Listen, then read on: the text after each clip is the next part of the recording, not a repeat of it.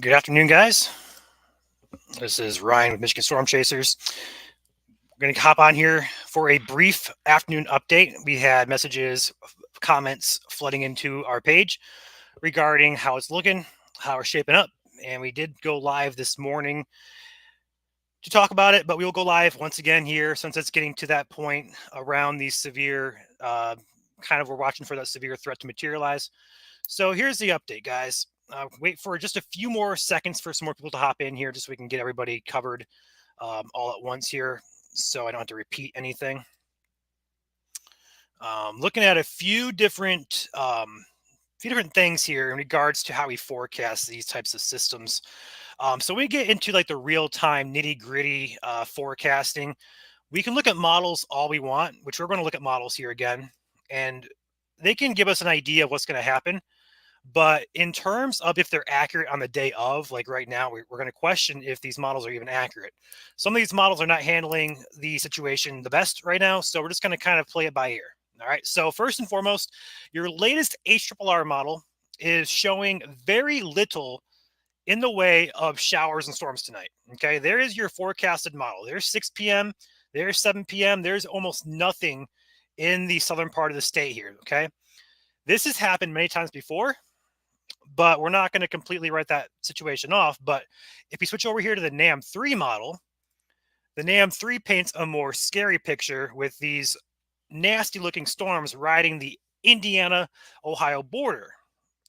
So we have to go back into our knowledge of meteorology and think what is going to be the most likely solution.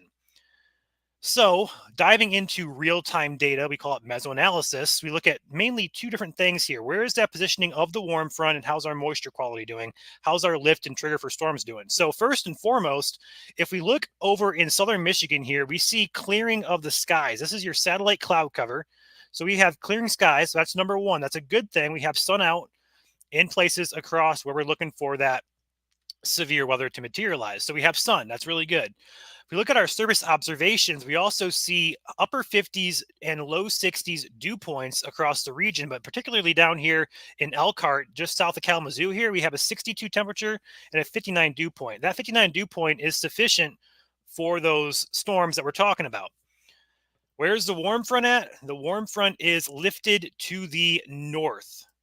We look on it really closely. I know it's going to be hard for you guys who don't have a knowledge of this, but if I were to zoom in, you can see it, the wind shift where the low pressure is at. So your low pressure is right here over Chicago area, and your warm front is draped across southern Michigan, and the north side of that warm front is where all this rain is up there in central Michigan. So the warm front is currently draped over southern Michigan. So it made it into the state. So the combination of all those things coming together with that low pressure moving into the area suggests, number one, we are going to have showers and storms likely going to be possible into the evening hours. Now we're thinking more so firing up right around that 5:30 to 8 o'clock time frame. And we think it's going to happen particularly around the I-94 corridor in area south. However, the latest SPC does have that marginal risk still for wind and hail tonight, starting from about right now. If storms ready to go off right now, there's going to be a severe threat through the early evening hours through around the 10 p.m. time frame, but the shrunken time frame for that is more so 5 to 8-ish. Okay. And again, that's going to include the threat for wind and hail primarily, but again, not going to rule out the possibility of a tornado threat just because there is a lot of wind shear here. Okay. So models still kind of up in the air. We kind of we go off mesoanalysis more so than models on day of, but we do kind of pay attention to the models to get an idea of what might happen. And models right now just don't have a good idea. The NAM3 firing off some mean looking storms on the border, and the HRRR is basically saying nothing at all. So either way, I think the farthest south in Michigan you can get is going to be where that threat is going to be. However, that warm front does position itself just north of 94. So anywhere along that corridor, if storms fire, they're going to have a severe threat.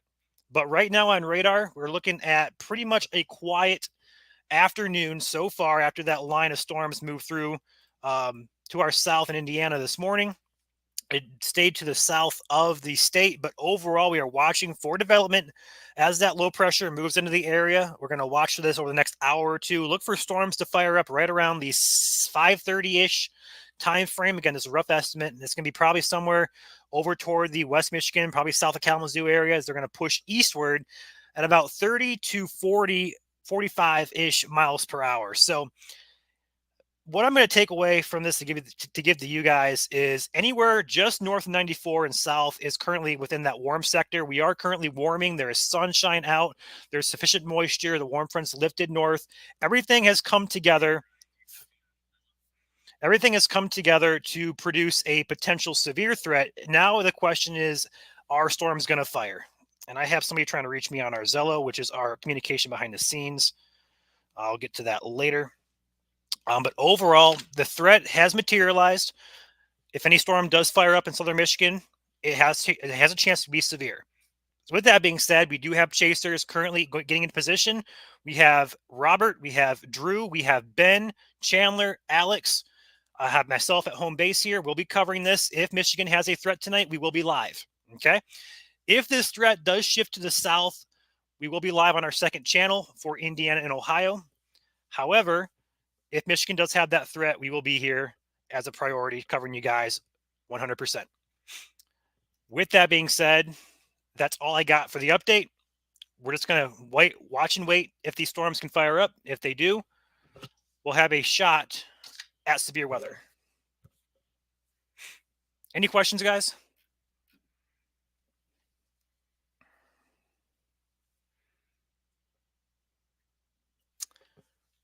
Go ahead and pull that marginal risk back up for you guys so you can see where the SPC risk does have that. There we go.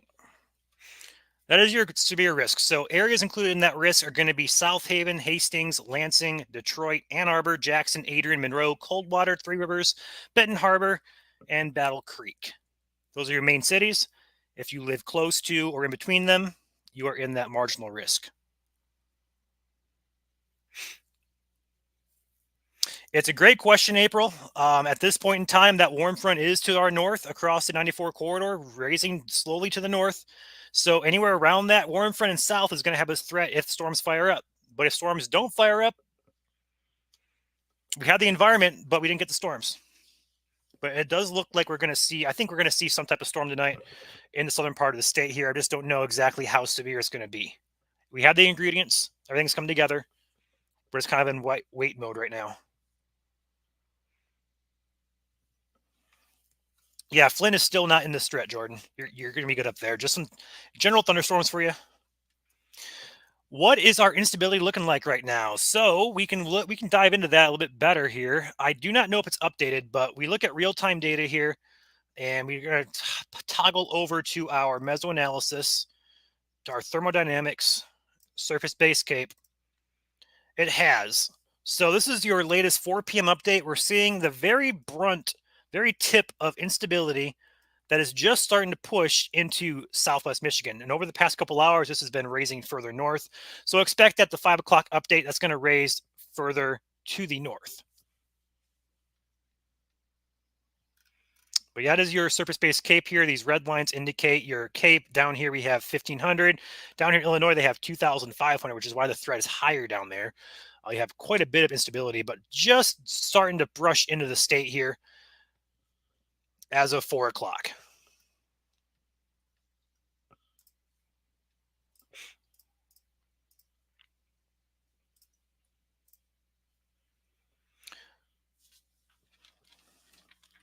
Ingham County, you are in this threat, yes.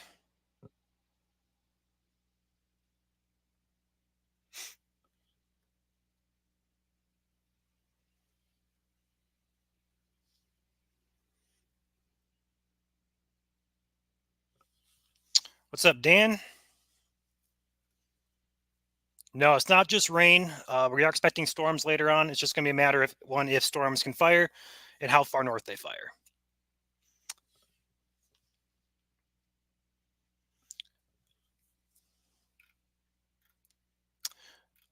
5 to 8 is the shrunken time frame we're watching closely, but storms can fire pretty much now until 10 o'clock. So, but that 5 to 8 p.m., particularly 5:30 to 8, is going to be the time frame we're watching. So for those of you who do not know, we do have a second page that we do out-of-state operations on. It is called Great Lakes Storm Chasing Network. We have gone live on that before. We actually were just live with our chasers down in Indiana who are chasing the squall line down there earlier today. So if you guys, if this does not materialize from Michigan, you still want to watch storm chasing, we're likely going to be live on that page as well, streaming out-of-state content for those of you who are interested. Yes, Dan, all the information that we share to you guys here in the streams is available to the public. We do have a few software things we use, like model stuff that's more so advanced model stuff that you guys really you have to pay to get. It's like behind a paywall, but we pay for it to get to you guys. But otherwise, everything that I share with you guys is publicly available.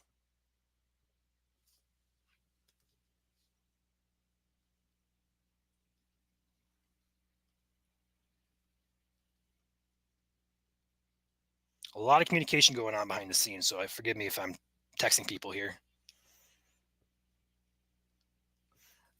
Trying to get a good game plan going where everybody's going to stage and so on and so forth.